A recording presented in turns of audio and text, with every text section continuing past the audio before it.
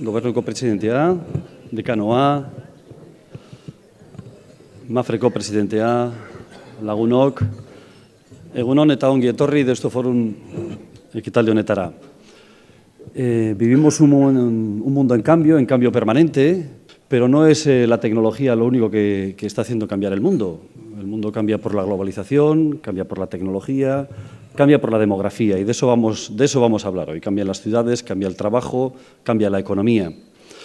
Y hoy de lo que vamos a hablar es de los efectos que el alargamiento de la vida, que la disminución de la natalidad tiene en la sociedad y el impacto que eso tiene en la economía, en el trabajo y en la forma de hacer las cosas. Hoy no voy a extenderme más porque hoy vamos a tener el honor de que el decano de la Facultad de Empresariales de Deusto Business School, Álvaro de la Rica, sea quien introduzca el tema y presente a nuestro ponente. Mientras sube, recordaros a todos que tenéis en la mesa unos tarjetones a través de los cuales podréis formular preguntas para después organizar el diálogo con el ponente, y que no tenéis que esperar al final de la conferencia para irlos haciendo. Así me haréis más fácil el trabajo de ir distribuyendo las preguntas. Gracias. Álvaro. Presidente de MAFRE, querido Antonio, presidente del Consejo de Gobierno y vicecanciller de la Universidad, presidente de Forum Deusto, director de Deusto Business School Executive Education, director de Deusto Business School de la sede de Madrid, autoridades, amigos y amigas, muy buenos días a todos, según Onda Nori. Deusto Forum, como decía su director, nos reúne hoy en torno a un gran tema de actualidad con un extraordinario ponente, como veremos a continuación. La longevidad nos ha regalado 20 años de vida extra que, bien aprovechados, pueden ayudar a impulsar una nueva revolución económica y social. Los avances en la medicina, en la alimentación y la mejora del nivel de vida en general han traído aparejado el alargamiento de la vida. Más de la mitad de los nacidos este año van a llegar a ser centenarios. Según el Eustat, los vascos tienen hoy una esperanza de vida al nacimiento de más de 80 años y la esperanza de vida de las vascas se alarga hasta los 86 años. Cada año de los últimos 40 los varones hemos ganado 3,2 meses de vida, mientras que las mujeres se han beneficiado de 2,8 meses por año. España es hoy el segundo país del mundo con la mayor esperanza de vida, solo detrás de Japón.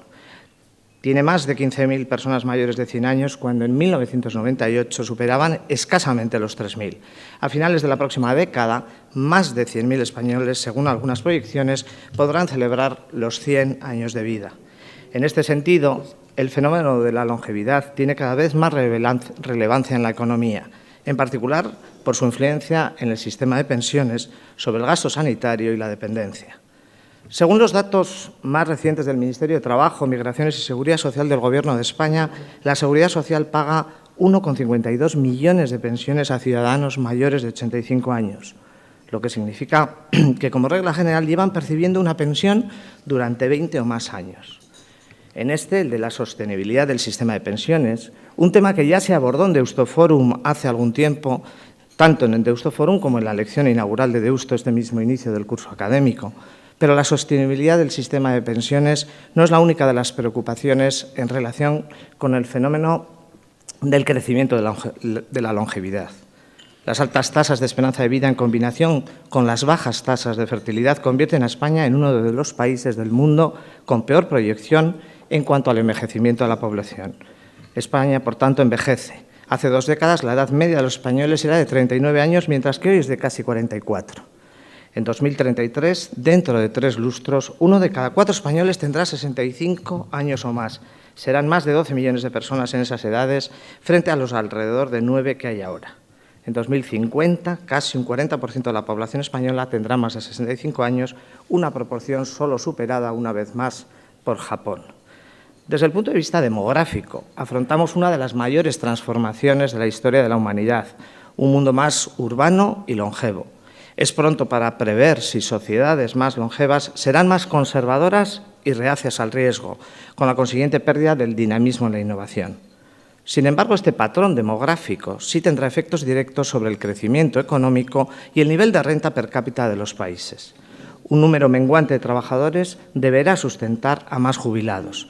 Esto significará no solo que tendrán que contribuir cada vez más para atender los crecientes servicios sociales, pensiones y gastos médicos y asistenciales. Al mismo tiempo, se producirán cambios en los patronos de consumo, ahorro e inversión que van a alterar de manera importante la estructura económica.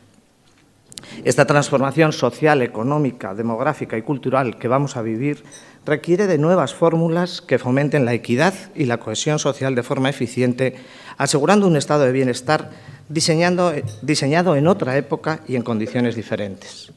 Nuestro ponente de hoy, Antonio Huertas, estudioso del fenómeno, compartirá con nosotros un enfoque novedoso al problema. Y voy a finalizar la contextualización con 3 pinceladas de su enfoque. Primero, el alargamiento de la vida también ha producido que el número de personas activas por encima de 50 años haya crecido de manera importante. Son millones de personas que siguen trabajando, ahorrando, creando y consumiendo.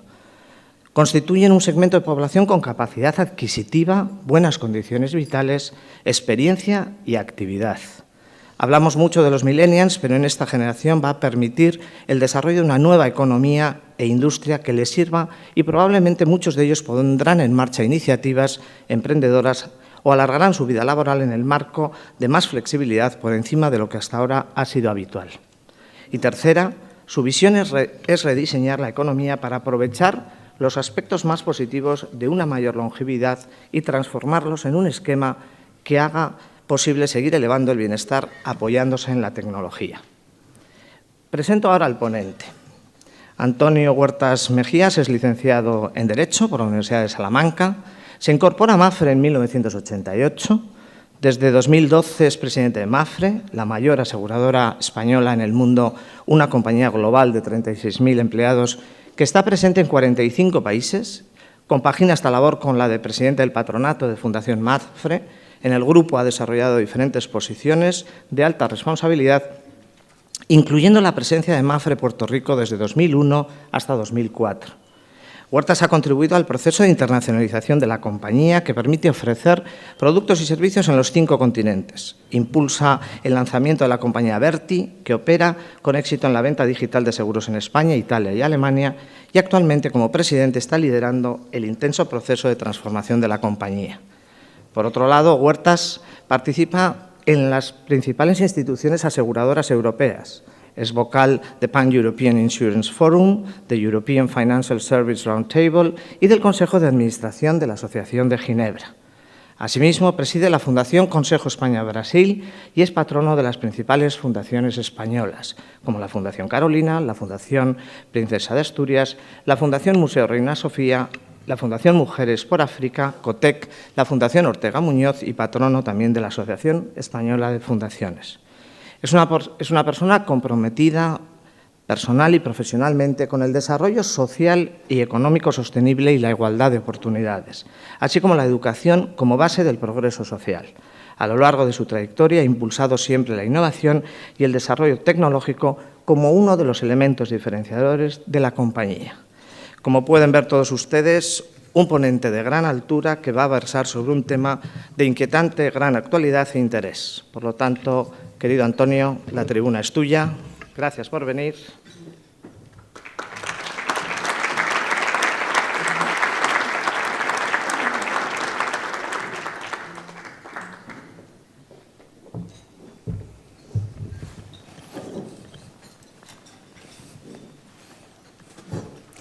Bueno, buenos días a todos, autoridades, profesores, señoras y señores. Es un placer estar aquí. Tengo que echarle la culpa a mi colega Iñaki de que me haya dejado solo en esta parte de la actividad, aunque luego tendremos la oportunidad de escucharle más también a él acerca de esta pequeña heroicidad que hemos hecho o que hemos desarrollado durante el último año, ¿no? Y es tratar, pues, de analizar, reflexionar y plantear ideas acerca de esta transformación que está viviendo nuestra sociedad. Quiero miraros a todos y a todas a los ojos y veo que o estamos en el camino o estamos ya en ese lugar, con lo cual creo que las reflexiones que hagamos más bien podríais hacerlas vosotros hacia mí que no tanto yo hacia vosotros, ¿no?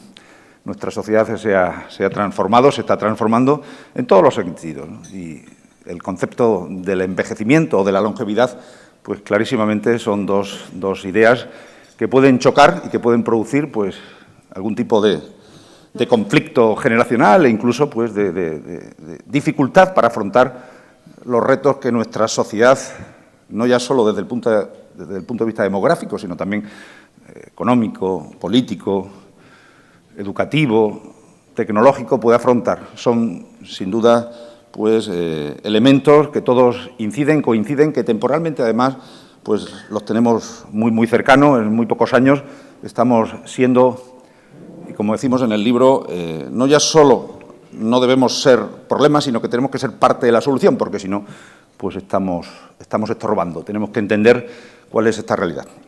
El libro es una lectura, es una visión muy amable, es una visión divulgativa.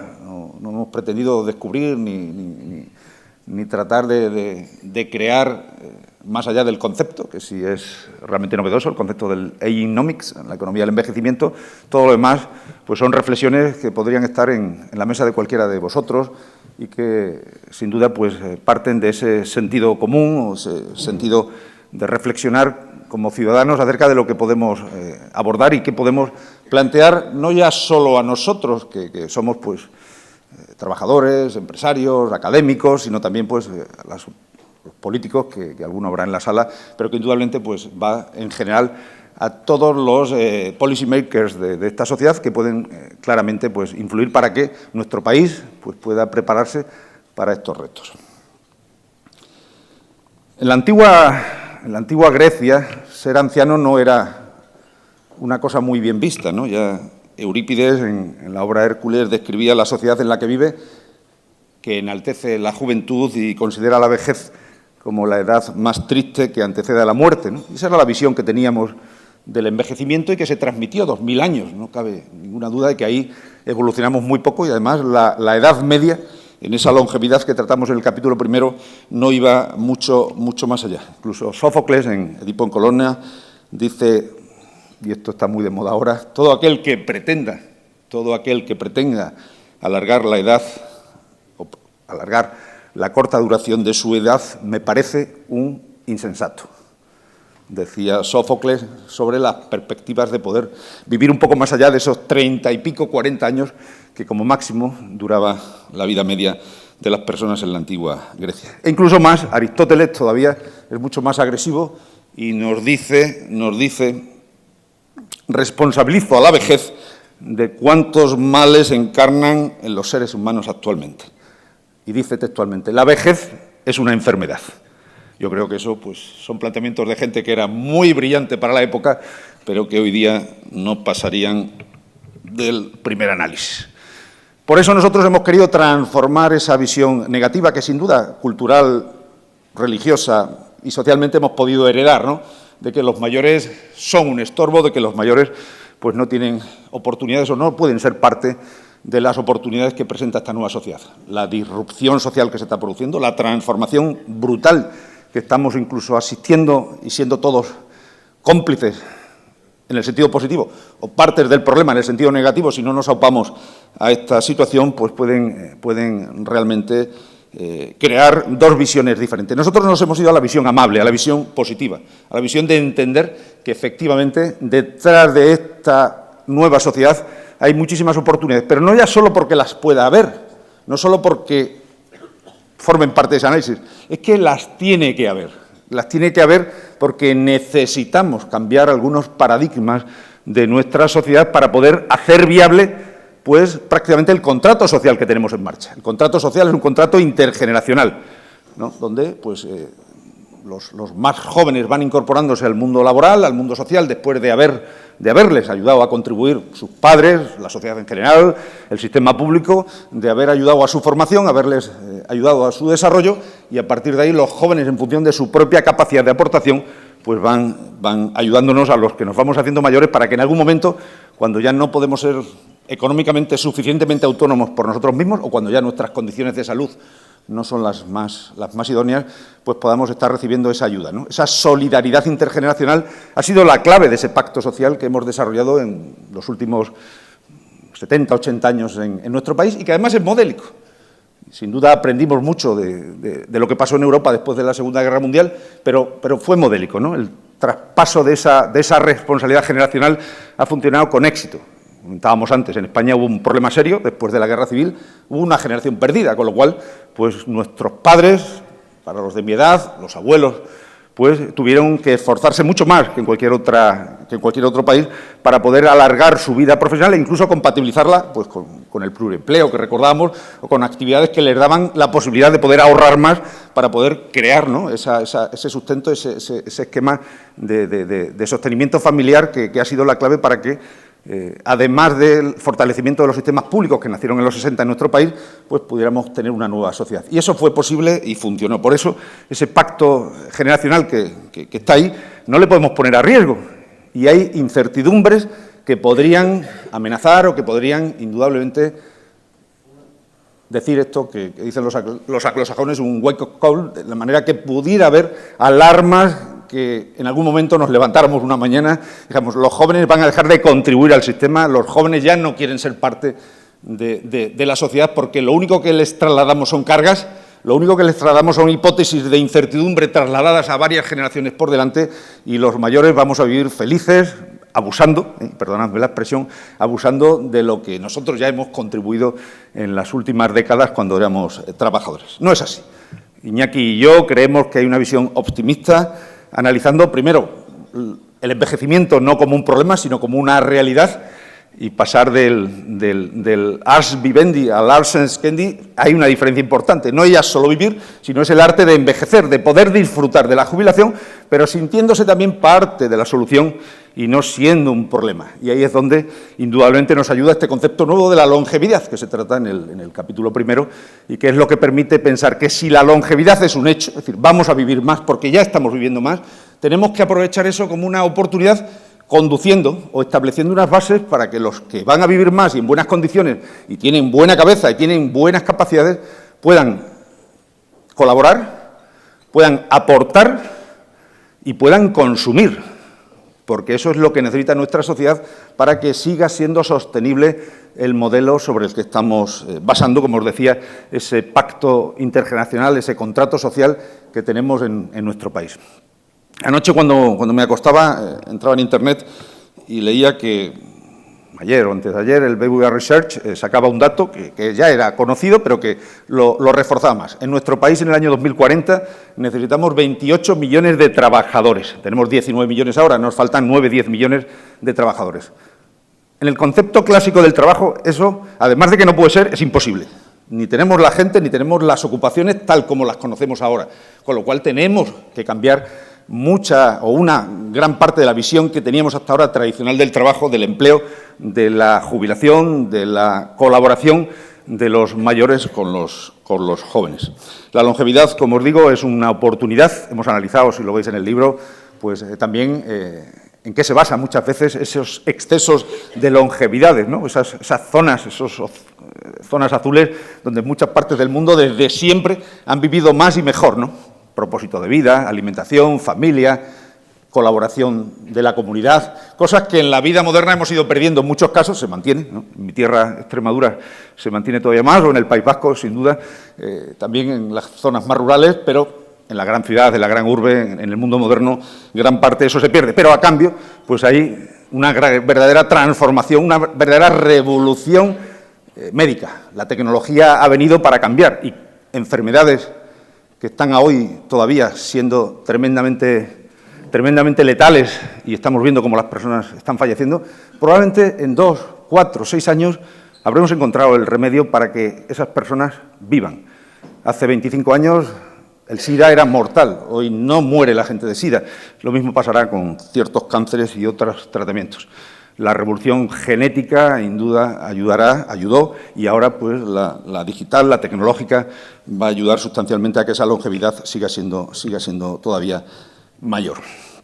Entramos en una nueva edad, como decimos en el capítulo segundo del libro. Entramos en una etapa, en una nueva era, donde las personas vamos a llegar a los 62, 64, 65 años, la edad en la que tradicionalmente concebíamos la jubilación. La jubilación a los 65 años se inventó en la época de Bismarck en Alemania, cuando solo 1 de cada 100 trabajadores llegaba a los 65 años. Ahora, el 95% de los trabajadores llegamos y superamos los 65 años, con lo cual hay paradigmas que hay que cambiar. Hay que entender que ya no podemos mantener un estado del bienestar como le concebíamos con esa situación de cambio de patrones de envejecimiento. Sin duda, además, llegamos mucho más fuertes desde el punto de vista emocional y mucho más preparados para poder ayudar.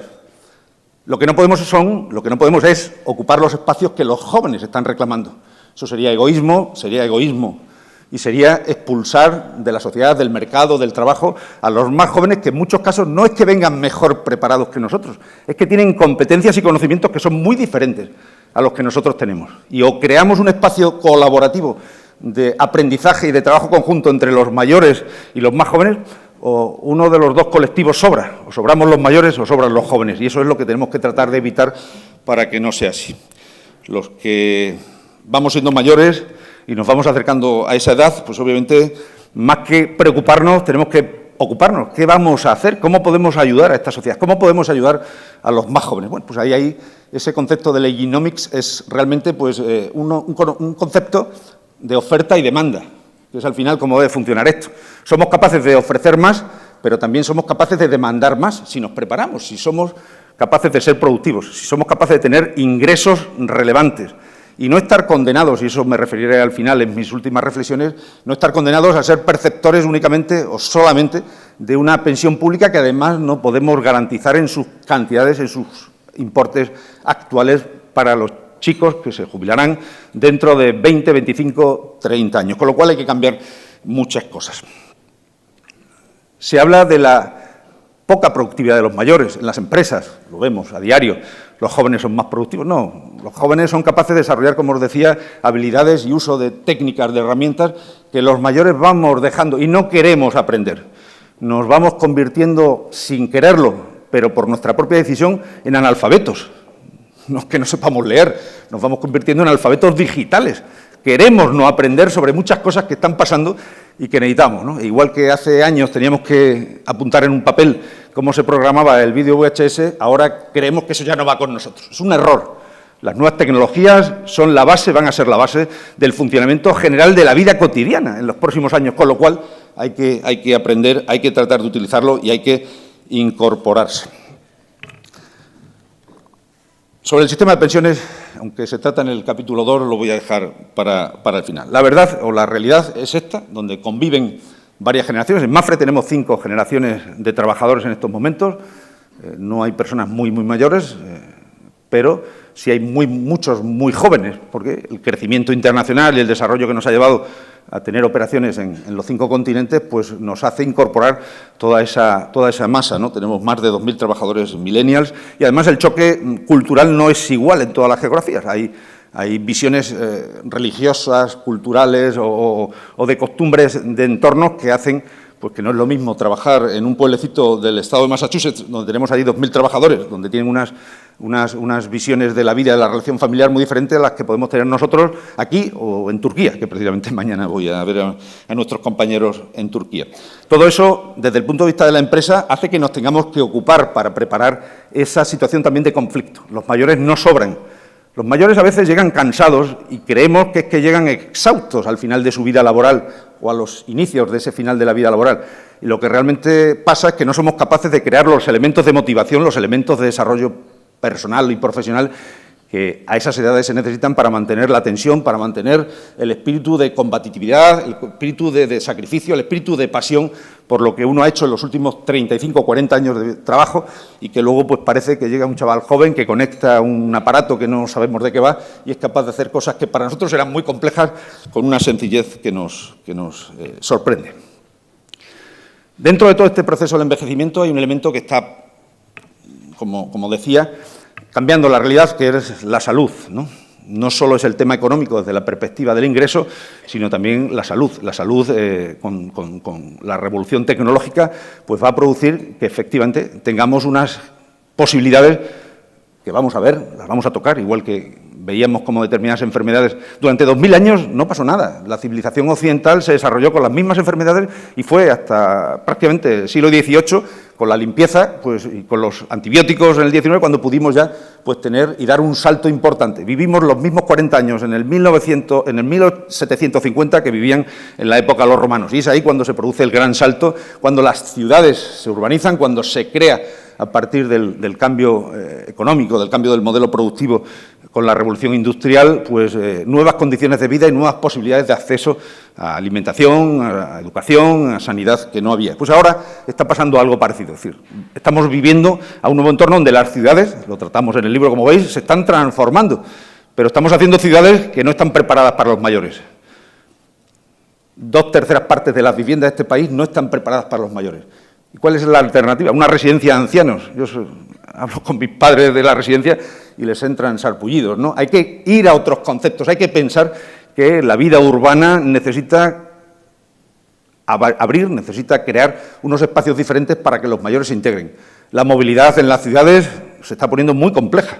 Circular o caminar por una calle en Madrid o por cualquier otra ciudad te puede asaltar cualquier tipo de artefacto mecánico, eléctrico o empujado por tracción humana, ¿no? Es realmente complejo. No estamos, de verdad, siendo cómplices de lo que es una sociedad mayor, una sociedad que necesita, pues, ciertas reglas que permitan hacer vivibles y transformables esas ciudades para el nuevo tiempo. Y hay oportunidades económicas importantes detrás de toda esa transformación de las grandes ciudades.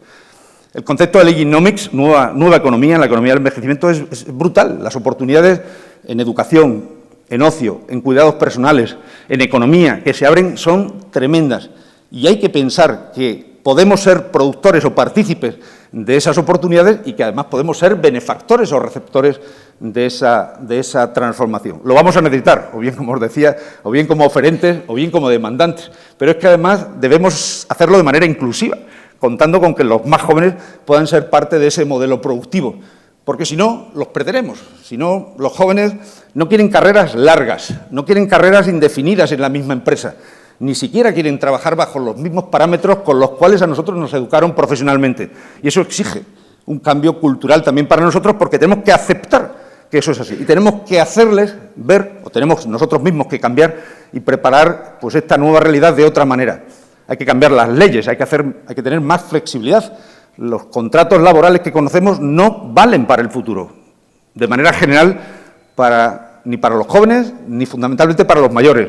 Incorporar 15 años más de vida profesional, como se puede hacer frente al concepto tradicional de irnos a los 60, entre 60 y 65 años, y alargarnos hasta los 80, 75 años que puede haber claramente de productividad, de incorporación, de ser capaces de sentirse útil y además compatibilizando eso con el ocio. No significa que vayamos a esclavizar a los mayores o que estemos planteando eso en absoluto. Lo que estamos diciendo es flexibilidad, apertura, capacidad de ofrecer emprendimiento, nuevo tipo de acercamiento a las empresas.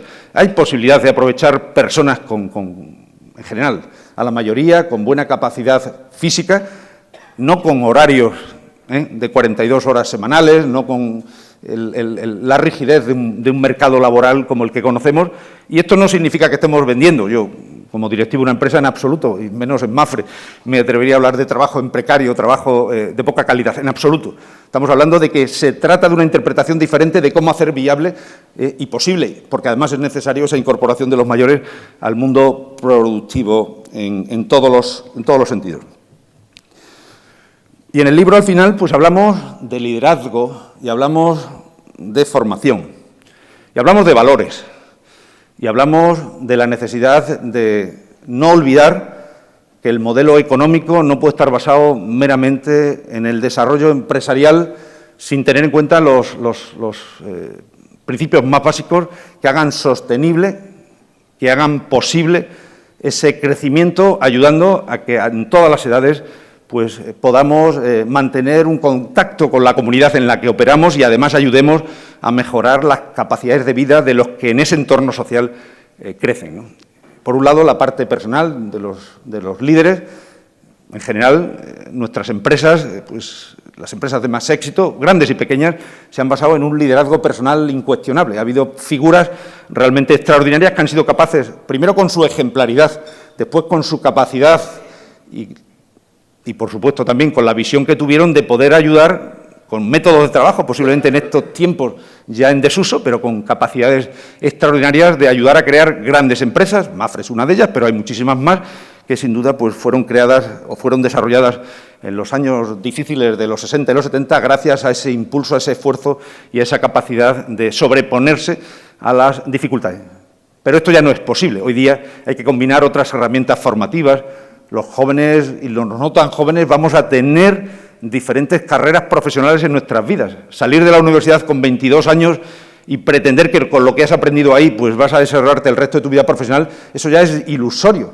La titulitis, el concepto de la carrera como la conocemos tradicionalmente, ha muerto o debería morir, y deberíamos pensar en que tiene que haber espacios adicionales donde las personas volvamos a las aulas y los que están en las aulas, los académicos, pasen por la vida profesional empresarial también para poder tener intercambios que puedan hacer factible el entendimiento de lo que pasa ahí fuera con lo que pasa en la academia. Ese nuevo proceso de formación, esa nueva vía de entender la educación, pues en cierta manera es un cambio duro, exigente. Los sistemas públicos educativos no están preparados para eso. Yo participo en la Asociación de Antiguos Alumnos de la Universidad de Salamanca y venimos hablando mucho sobre esto. Algunas cosas que decimos retumban en esas viejas paredes y producen ciertas tensiones, pero es así, ¿no? Es así, hay que pensar que la universidad tradicional como la conocemos la tenemos que incorporar al mundo laboral de otra manera diferente para que no desaparezca, sino el mundo de la tecnología y los procesos nuevos educativos que llegan a través del mundo online o de la creación de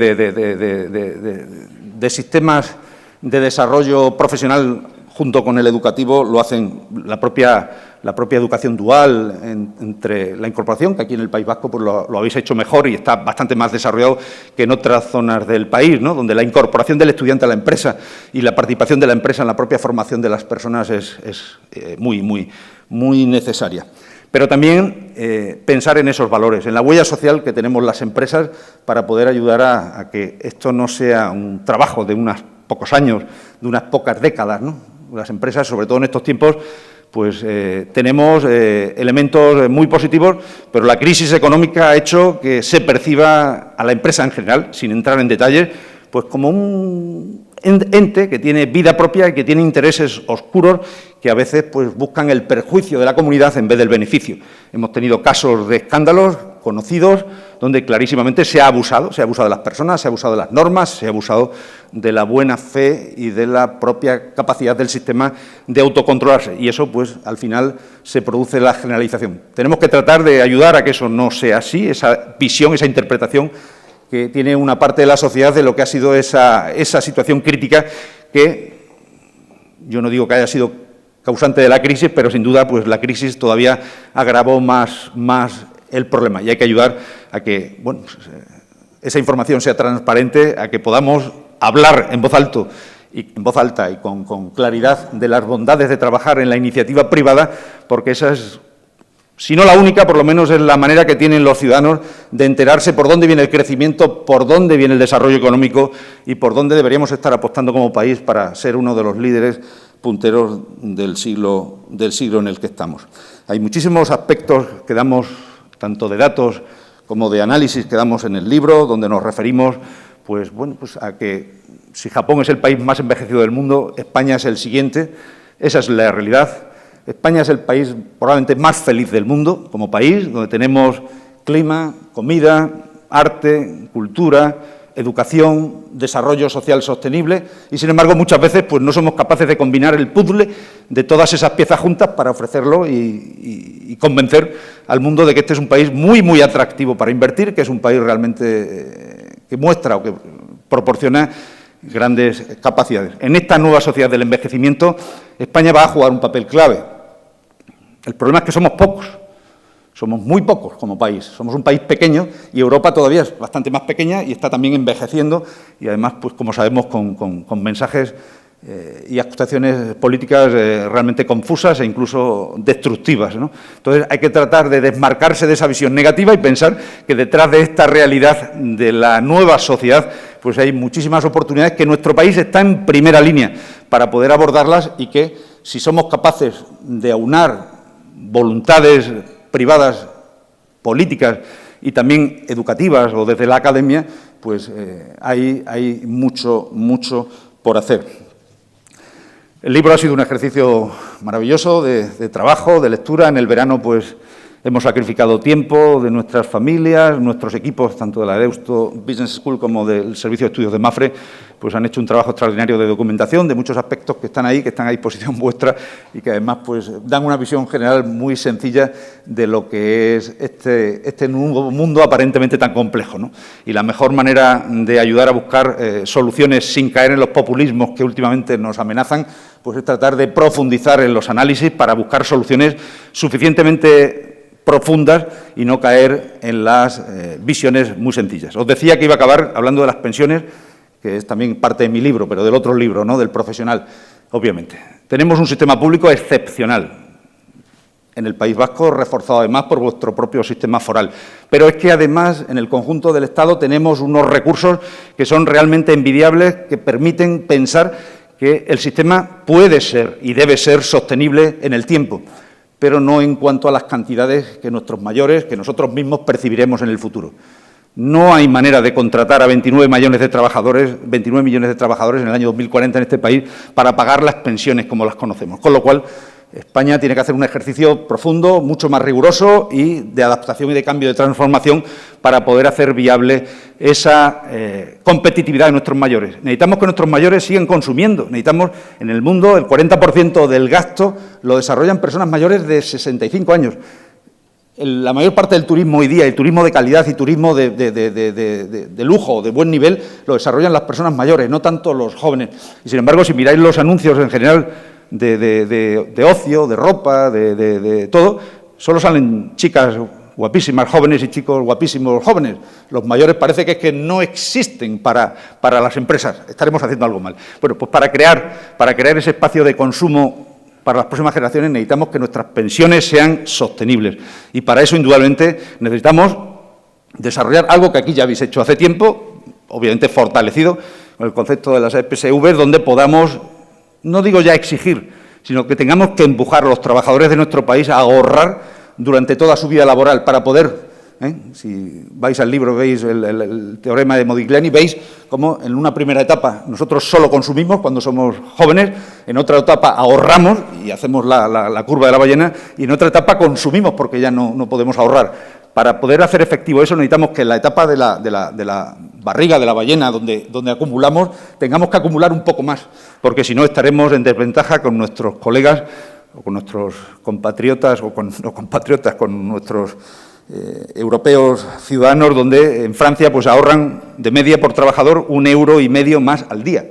¿Eso es mucho o es poco? Yo creo que es poco. Creo que si lo vemos desde esa perspectiva es perfectamente factible, ¿no? En Holanda ahorran 3 € al día más que un español, pero entre el ejemplo holandés y el ejemplo francés pues hay un camino intermedio. Si creamos un sistema mucho más flexible que permita ayudar a que nuestros trabajadores de una manera dirigida puedan ahorrar, sin duda estaremos ayudando a contribuir a fortalecer mejor el estado del bienestar que precisamos proteger para las próximas generaciones y evitar, como os decía en el inicio de mi intervención, esa brecha generacional, esa falta de solidaridad que podría producirse en un momento dado, donde nos digan que dejan de pagar, que dejan de ayudarnos y que nos busquemos la vida. El sistema que tenemos es un sistema de reparto. En el momento que esa situación de solidaridad se rompiera, pues el conflicto sería evidente. Yo veo con preocupación las manifestaciones que hay de pensionistas del País Vasco, que tienen obviamente difusión nacional, y bueno, pues hay que pensar que efectivamente hay una realidad que atender y la sostenibilidad y el crecimiento de esas pensiones tiene que ser la que sea, pero tiene que ser la que podamos pagar entre todos. Y si no se puede pagar de la manera que está, pues habrá que crear los mecanismos, las herramientas para incrementar esa capacidad de ahorro, para que podamos multiplicar en su momento esa capacidad de gasto de los mayores. Acabo pues dándoos las gracias por estar aquí, habiendo sido partícipes de estas reflexiones que van, como os digo, de una manera muy positiva, muy amable, presentadas en el libro y que creemos pues, que está ayudando, y aquí el esfuerzo que hemos hecho a partir de un primer encuentro que tuvimos hace unos años, Iñaki y yo, donde empezamos a hablar de estas cosas y empezamos a crear el concepto de Leginomics, y entre Mapfre y la Deusto pues estamos llevando este debate público a todos los escenarios, a los fabricantes de automóviles, a los políticos, a las empresas de servicios, al sector financiero, para tratar de poner en evidencia o en relieve pues lo que realmente tenemos aquí entre manos. De una manera muy amable, como os digo, de una manera muy divulgativa, pero creemos que estamos contribuyendo de manera muy positiva a este debate público que es muy necesario. Muchísimas gracias y a vuestra disposición. Gracias.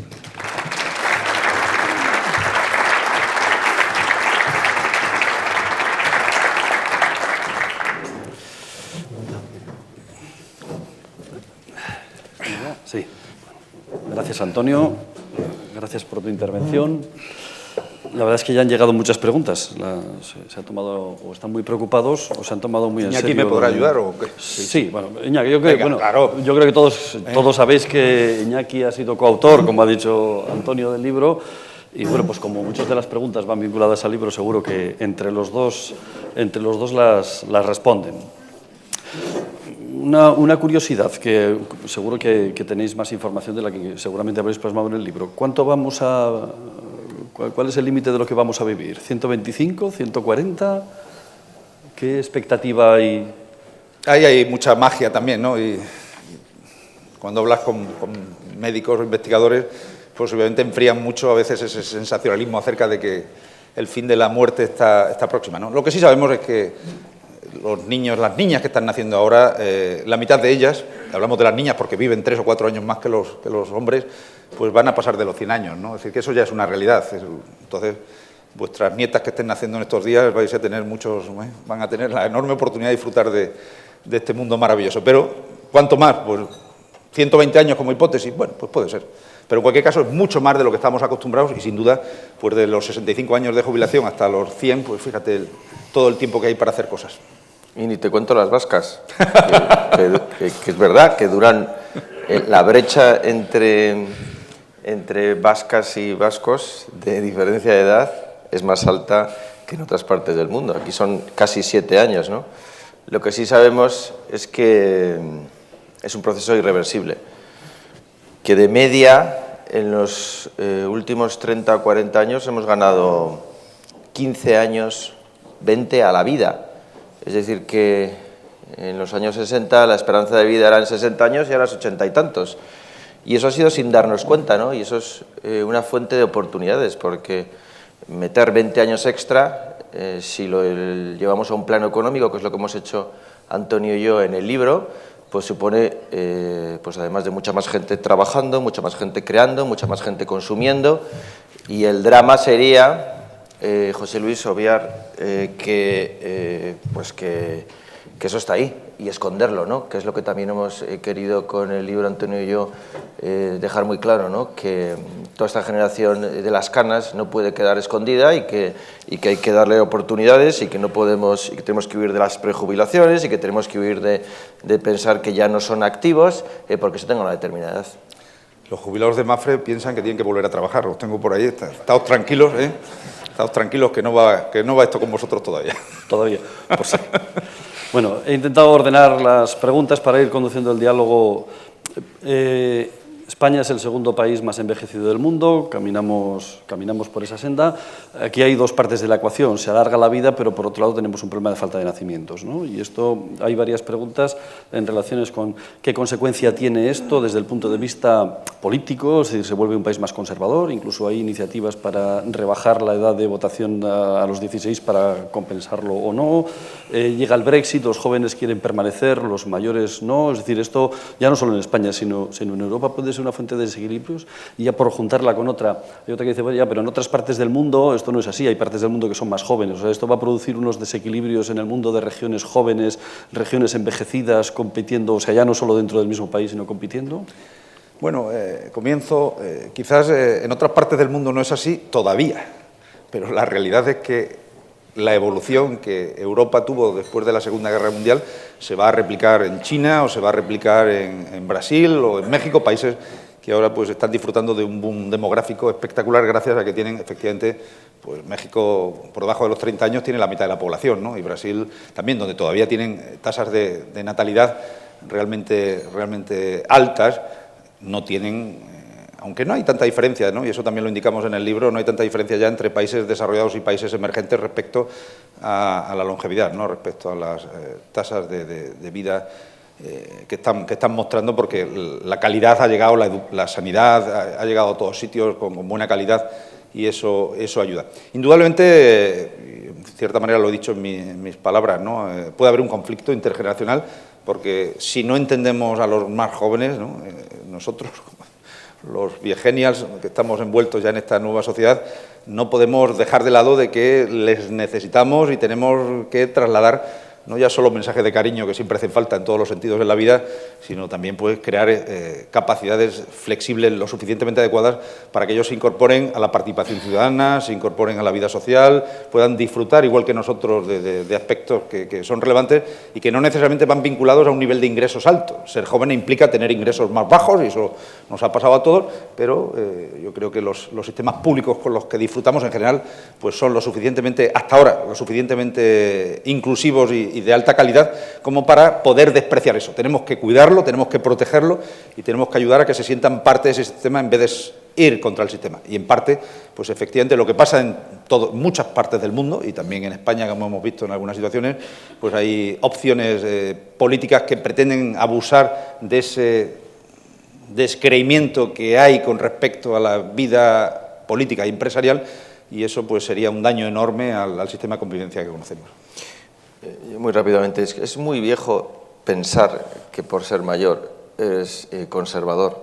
Es muy viejo, eso es algo que ya ha pasado en la historia. Hay que pensar que todavía tenemos en la cabeza determinadas concepciones sin darnos cuenta de que el mundo ha cambiado, y ha cambiado muy rápido. Y hoy, pues una persona de 70 y tantos años, pues pues representa lo que antes representaba una de 50 y tantos, en su forma de ser, en su mentalidad. Hay un informe reciente de Funcas, con un investigador de la Castor Cero, que demuestra que las personas mayores no son más conservadoras, sino que eso depende de las circunstancias en las que has vivido, has crecido y te has educado, ¿no? Y a partir de ahí pues tienes una determinada concepción ideológica. No creo que las manifestaciones en Bilbao de jubilados pues, o de pensionistas sean conservadores. No creo que los señores y señoras que llenan los conciertos de blues en Hondarribia, en Fuenterrabía, este verano, sean conservadores. O sea, no va de eso, sino va de personas que yo creo que en este momento pues, están reivindicando pues que el mundo ha cambiado y que ellos también quieren incorporarse a ese mundo de otro modo. Porque si no, y si no tomamos las decisiones adecuadas, esas personas, nosotros y las instituciones en general, pues sí que tenemos un problema. Y entonces hablaremos, en lugar de como hablamos en el libro, de zonas azules, de zonas donde pasan cosas buenas, hablaremos de zonas rojas, es decir, un semáforo rojo se pondrá donde zonas se ha complicado asumir la longevidad y el envejecimiento. Hay varias preguntas alrededor del mundo del trabajo. El mundo del trabajo de los mayores, ¿no? Es decir, lo habitual es jubilarse a los 65 años, la media es un poco más baja, ya se sabe que se va a alargar. Tú has mencionado el Círculo de Empresarios, solicita que, bueno, está pensando en los 75, no sé si como obligatorio o como flexible. Decís en el libro que el 46% se muestran dispuestos a seguir trabajando, pero seguramente en condiciones distintas. O sea, seguir trabajando sí, pero ya de manera... ¿Cuál puede ser un marco también para la propia gestión de las empresas? Porque la flexibilidad a veces, es decir, lo difícil es gestionarla internamente, ¿no? Es así, ¿no? Y bueno, trabajando en una empresa privada, pues vives esa contradicción, ¿no? Y esa contradicción no la podemos rehuir, tenemos que ponerla en el debate público.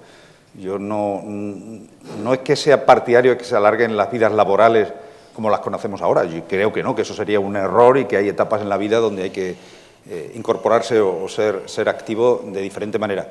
Lo que pasa es que, desafortunadamente, los sistemas laborales que conocemos en Europa Occidental no conciben esta nueva relación, esta nueva posibilidad que permite, como sí pasa en los Estados Unidos, para que los mayores Los mayores con trabajo de calidad. En los Estados Unidos se produce otra situación que es realmente trabajo precario porque no han ahorrado lo suficiente y el sistema público es muy traicionero cuando no has tenido una planificación financiera adecuada. Pero hay que combinar las bondades del sistema laboral europeo protegiendo los derechos laborales, protegiendo el que no ocupemos de manera precaria o no desviemos hacia la precariedad determinados trabajos, sino aprovechar las capacidades, la formación, la experiencia de los mayores para que de una manera activa, pero no continuada y no de una manera rígida, pues puedan ser útiles. En Mapfre, pues obviamente me llevo esa contradicción todos los días, hablando con colegas que se acercan a la edad y que quieren irse. A mí me encantaría que muchos se pudieran quedar, pero es que el sistema laboral no me lo permite. Yo no puedo estar ocupando un puesto de trabajo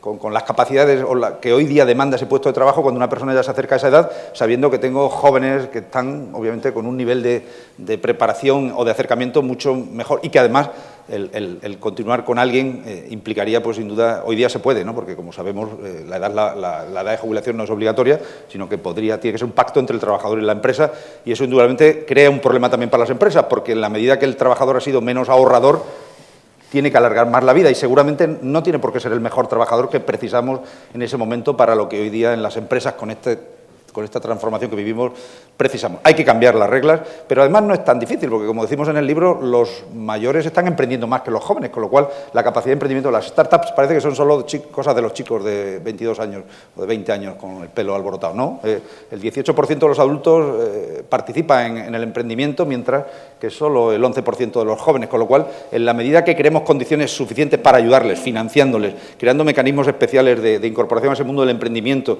y además estableciendo mecanismos flexibles de relación con las compañías y con la academia, clarísimamente ahí hay unas oportunidades tremendas y romperíamos este círculo vicioso cerrado en el que estamos, que empleo, jubilación, ¿no? Es mucho más abierto para el futuro esa relación laboral. En cualquier caso es pura coherencia, ¿no? Si vamos a vivir más años y vamos a vivir mejor, pues también vamos a estar con la mentalidad y con el físico para poder trabajar más años, ¿no? Los demógrafos hablan ya del umbral dinámico de crecimiento. Es decir, piensen ustedes que si más o menos van a vivir de media hasta los 90 años los que están en la sala, pues los demógrafos nos dicen que vamos a estar con salud para trabajar hasta 15 años antes de esa edad. Es decir, que no nos haremos mayores hasta que tengamos 15 años menos de la esperanza de vida. 90 menos 15 salen 70 y tantos, es decir, que hasta los 70 y tantos podremos estar activos. En otras fórmulas, igual no estamos pensando en jornadas de 8 horas ni de lunes a viernes, pero en otras fórmulas, porque además pues eso nos vendrá muy bien para mantener los ingresos y sobre todo también para sentirnos activos, útiles, que es el secreto para vivir muchos años, ¿no? Eso también lo mencionamos en el libro. Y en aquellos lugares del mundo donde se vive más años, las personas mayores se sienten útiles, se sienten queridas y se sienten activas. Hay varias preguntas alrededor de los emprendedores, que los habéis mencionado ahora, ¿no? Intentando agruparlas ahí un poquito. Os hago unas... ¿Cómo se puede fomentar el fenómeno del emprendimiento entre los mayores? Hablamos en el libro de la experiencia de Japón y de Corea, ¿no? Donde se han creado mecanismos de incentivación y de financiación y, por supuesto, de tributación también de los ingresos de ese nuevo emprendimiento para los mayores y comienzan a tener frutos, comienzan a tener resultados positivos, donde eso, pues al final actúa de mimetismo social y ayuda a otros a comenzar ese camino. Aquí, el emprendimiento de los mayores que conocemos más, pues es el de los prejubilados que han cogido unos ahorrillos y han abierto una tienda, un bar o han montado una pequeña empresa, producto de que han ido muy temprano fuera de su empresa. Pero tampoco es verdad, como os decía. Nosotros ahora, por ejemplo, en Mapfre, que estamos desarrollando pues un modelo de innovación y estamos relacionándonos tanto desde la Fundación, donde hemos abierto esta es la segunda convocatoria que estamos cerrando, de innovación social, son mundiales de distintos continentes, donde vemos que muchos de los proyectos de innovación social que vienen están en manos de personas mayores, porque tienen, por un lado, tienen los valores y la conciencia que probablemente los jóvenes todavía no hemos sido capaces, por lo menos en algunas partes del mundo, de imbuirles, pero por otro lado tienen esa experiencia que les permite pues aplicar de manera práctica gran parte de los conocimientos para mejorar algo, para mejorar pues la detección de un tema epiléptico, para mejorar la visibilidad en las ciudades, para mejorar la prevención de accidentes urbanos, muchas cosas, ¿no? Y también desde el punto de vista de la innovación más vinculada a la empresa, claramente hay dos modelos, ¿no? El más joven parece que tradicionalmente lo asociamos al que busca dar el pelotazo, crear un unicornio y hacerse rico inmediatamente, del que no lo es y lo que pretende precisamente es aprovechar los muchos años que tiene todavía por delante para poder aportar valor y crear un modelo de empresa. Hemos visto, y citamos varios casos en el libro, donde personas a edad ya avanzada, después de haber desarrollado largas carreras profesionales en empresas como trabajadores o directivos, pues pudieron encontrar un espacio como emprendedores y crear empresas que hoy día son modelos, ¿no? Y aquí hay algunas preguntas sobre la relación de, lo ha mencionado antes también Antonio, los mayores y la tecnología, ¿no? Es decir, y buena parte de las startups o de las nuevas iniciativas están vinculadas a ella. ¿Se animan a ello? ¿Tienen ahí una dificultad por el...? Esto es otro lugar común. José Luis, ¿cuántos años tiene la Facultad de Tecnología de Ingeniería de Deusto? Pues como informática surgió en el año 70, o sea... Es decir, que ya 48. hay miles de egresados tecnólogos que ¿qué años tendrán? Jubilados muchos de ellos. Es decir, y todavía seguimos pensando que la tecnología y la ingeniería es algo de los últimos tiempos. No, ¿qué es lo que no hay personas de 60, 70 años que se han educado y que son informáticos y que saben de tecnología? Por supuesto que lo hay. Es un sesgo que todavía tenemos respecto a otro mundo, ¿no? En el que pensábamos que los mayores pues, eran analfabetos tecnológicos. No es verdad. La Caixa nos recuerda en su último informe sobre pensionistas, sobre personas mayores de 65 años en España, que la gran mayoría pasan horas y horas en redes sociales. Creo que eran 6, 7 de cada 10 mayores están en Facebook. Los que tenemos padres de esa edad sabemos que el WhatsApp, el Facebook, el Instagram es la herramienta que tienen para comunicarse con sus nietos y con nosotros. Es decir, no es verdad, es otro lugar común alrededor de los mayores. Recientemente la Fundación San Prudencio en Vitoria, en Álava, pues ha demostrado que los mayores, los trabajadores mayores son más resilientes, que los trabajadores mayores tienen mayor capital relacional, que los trabajadores mayores pues tienen una experiencia que saben acumular y que se acostumbran a las tecnologías sin problemas. También un paper de Acemoglu, que es un profesor de MIT, demostraba que las sociedades con mayores, a pesar de lo que pueda parecer, se adaptan mejor a los cambios tecnológicos.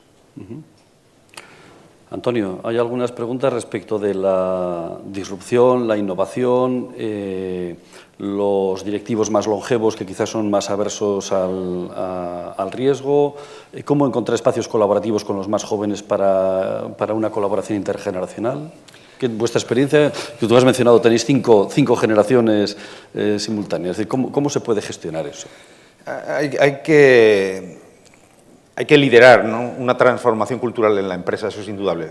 Trabajando bajo los mismos parámetros sobre los que hemos desarrollado los modelos de negocio en los últimos 30 años no podemos avanzar, punto. Hay que convencer a toda la organización de que la transformación no ya solo está dentro, que tiene que estar dentro, pero viene de fuera. Es decir, hay que mirar mucho hacia afuera y hay que tratar de aprender modelos mucho más segmentados, más parcializados y con bastante más foco y profundidad hacia el cliente, hacia los grupos de interés, en nuestro caso pues los mediadores o todos los que trabajan en la actividad aseguradora, y hay que tratar además de hacer ver cómo efectivamente mayores y jóvenes tienen que convivir y aprender. Los jóvenes traen capacidades obviamente muy alejadas de la experiencia, pero con mucha profundidad en lo que hoy día demandamos las empresas, de todas las profesiones STEM, pues claramente ahí hay una realidad. Estamos añadiendo, como sabéis, además la A, ¿no?, porque queremos ingenieros, pero no queremos solo ingenieros que piensen solo en cómo van a funcionar las máquinas. Queremos y tenemos que mezclar lo que es la filosofía, lo que es la historia, lo que es el conocimiento del arte, lo que es la reflexión humana como valor para poder incorporarlo a todo ese proceso de mecanización, que no es mecanización, es robotización, ¿no? En Mafre lo llamamos mecanización inteligente para no herir susceptibilidades, porque no hay robots caminando por las oficinas, pero en nuestro caso, el año pasado, 21 millones de transacciones fueron hechas por robots, 21 millones de transacciones. Eso es espectacular. Esa es la nueva realidad de las empresas. Entonces, ¿eso lo hacemos con jóvenes? No, lo hacemos con el conocimiento. Entonces, ¿qué es lo que hacemos culturalmente para que en una empresa como la nuestra puedan mezclarse esas experiencias?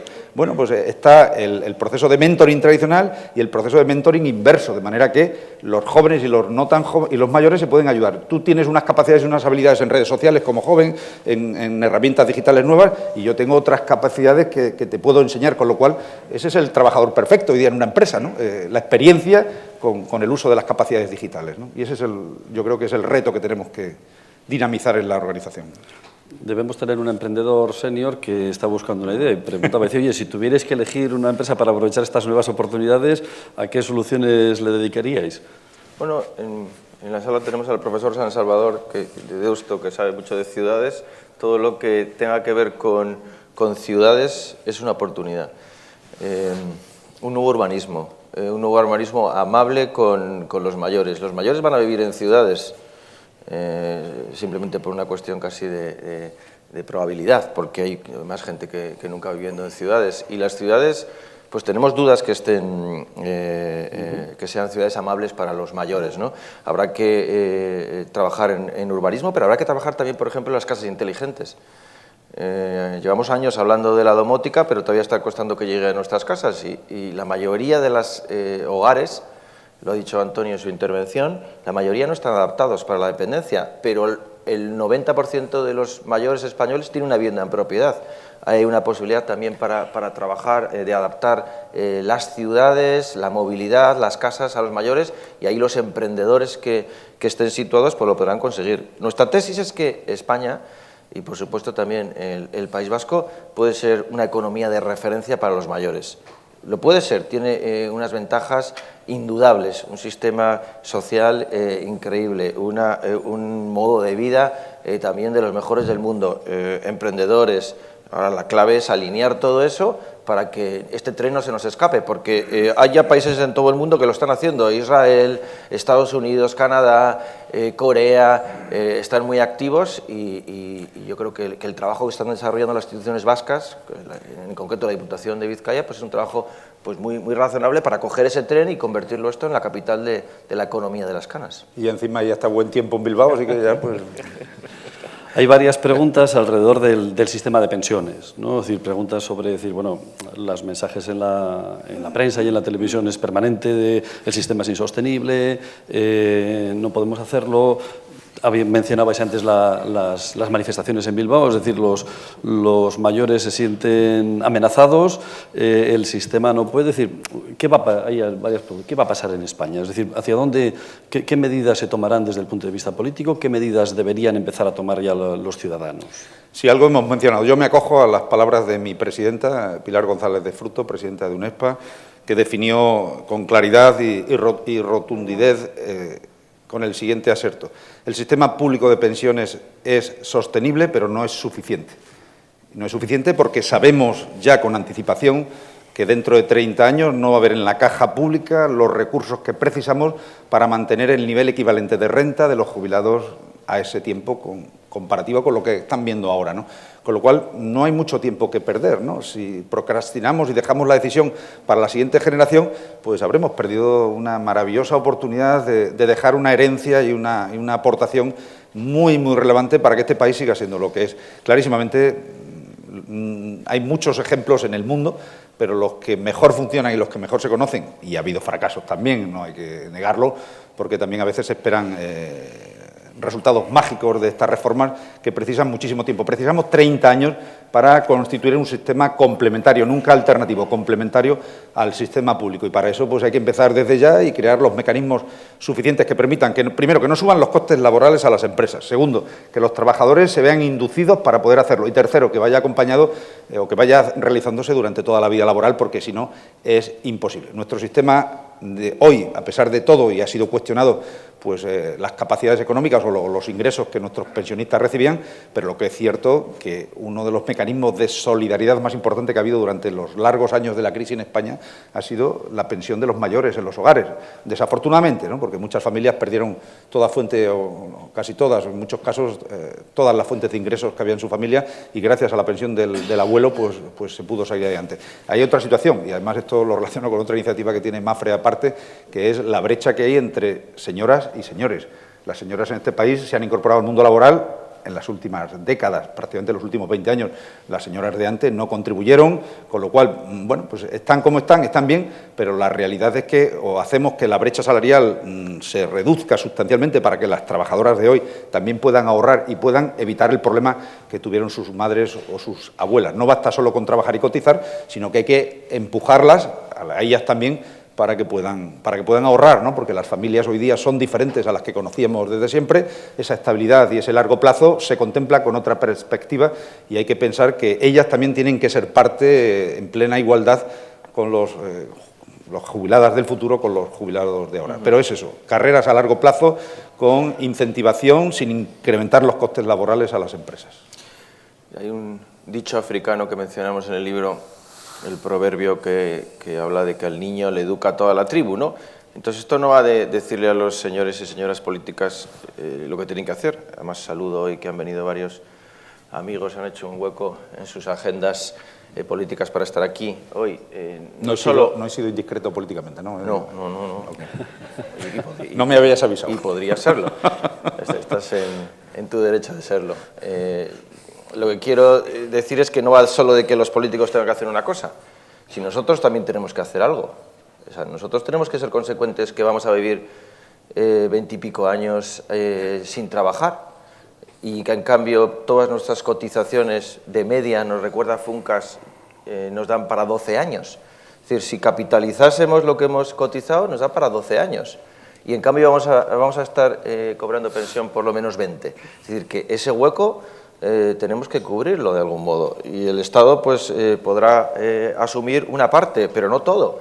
Entonces tenemos que ser consecuentes nosotros y tenemos que pensar que tendremos que ahorrar, pero también en esta sociedad pues se exige cierta solidaridad y las empresas también tendrán que ayudarnos a trabajar y tendrán que saber que pues partes de sus beneficios pues podrán dedicarse a eso, a los trabajadores, y que fórmulas como las EPSV de empleo que están en debate ahora mismo en esta parte de España, pues en Francia, en Inglaterra o en Alemania ya las aplican con la afiliación automática, ¿no? Y a los políticos pues les pedimos que piensen en el largo plazo, ¿no? Y que piensen que tendrán que poner fórmulas que permitan trabajar y cobrar la pensión. Eso no lo hay ahora. Tendrán que poner fórmulas que incentiven el ahorro. Eso ahora no lo hay. Y tendrán que pensar que el asunto de las pensiones no puede estar mediatizado por una campaña electoral porque eso pues nos llevará a la ruina como país. Bueno, me has contestado las preguntas que iba a hacer ahora, lo cual va bien porque vamos bien de tiempo, que era qué tienen que hacer los políticos en el corto plazo y en medidas que trasciendan a una legislatura. Tenemos que ir terminando. Junto dos preguntas. Uno quería 3 medidas y otro pedía 5. Podemos buscar una cosa entre medias. 4, es decir, el problema está muy claro. ¿Qué 4 medidas creéis vosotros que serían las más urgentes y las de más calado para abordar estas oportunidades? Flexibilizar la colaboración laboral o de emprendimiento de los mayores en esta nueva economía. Fortalecer los procedimientos de formación para que sean continuados a lo largo de toda la vida profesional y no sea solo un título que entregamos el primer día de que nos incorporamos a la empresa y ya que pensamos que lo hemos hecho todo. Y tercero, pues hacer factible una transformación social que permita que los mayores no sean los proscritos de esta sociedad, sino que son parte importante y muy activa para su sostenibilidad. Suscribo lo que ha dicho Antonio. Añade una. Bueno, así pues, llegamos a las 5. Una es que esto nos afecta personalmente y que esto va también de un análisis personal de tu vida y que cuántos años te quedan por delante y que tomes las decisiones de un modo responsable sin esperar a que nadie las tome por ti. Muy bien. Anunciaros que luego podéis recoger un libro, gracias a Mafre, gracias a los dos, porque nos lo van a regalar, y hay varias preguntas alrededor del libro, las junto todas en uno, ¿no? Hay una muy tendenciosa, es decir, esto es para vender más pensiones, pero luego también hay otras, y de por qué un planteamiento optimista cuando todo lo que se oye siempre es alrededor del problema del envejecimiento y del riesgo, y el proceso creativo, cómo es un proceso creativo a dos manos.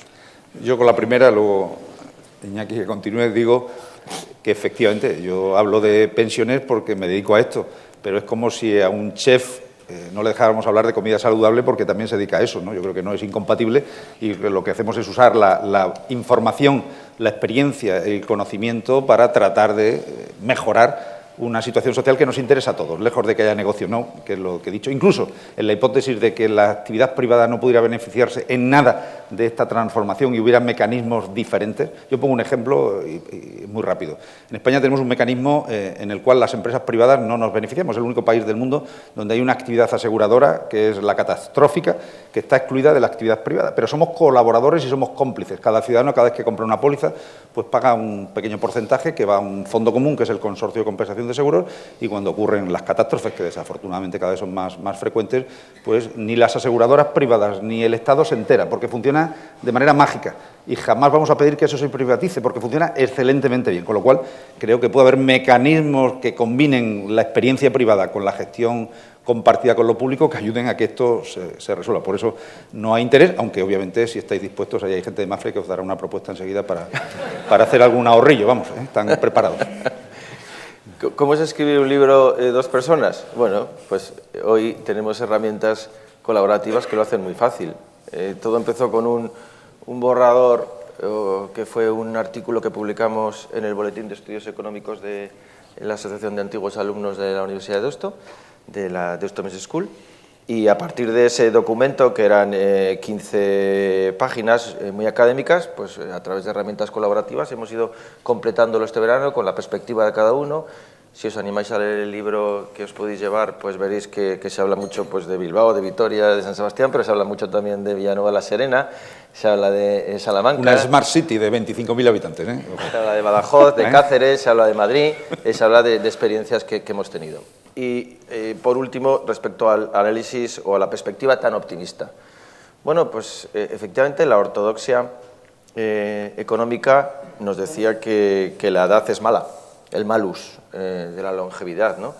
Pero esa ortodoxia también ha quedado antigua, porque estaba basada en una época y en un mundo en el que los mayores, a partir de 60 años, no podían ser productivos porque afrontaban los últimos años de su vida. Esperanza de vida en el año 60 eran 60 y tantos años.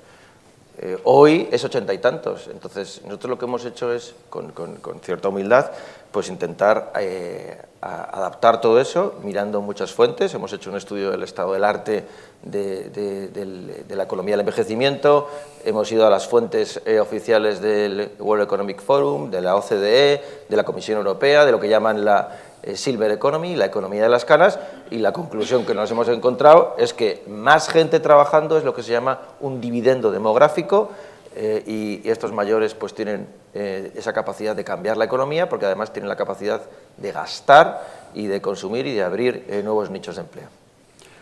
Bueno, pues muchas gracias. Hay una última pregunta, pero ya se la podéis hacer a Iñaki. Es decir, quieren participar en el Rincón de las Canas, quieren saber cómo pueden contribuir. Pero bueno, como estaréis por aquí luego, ya os podéis acercar, que habrá muchos alumnos. Bueno, muchas gracias a todos.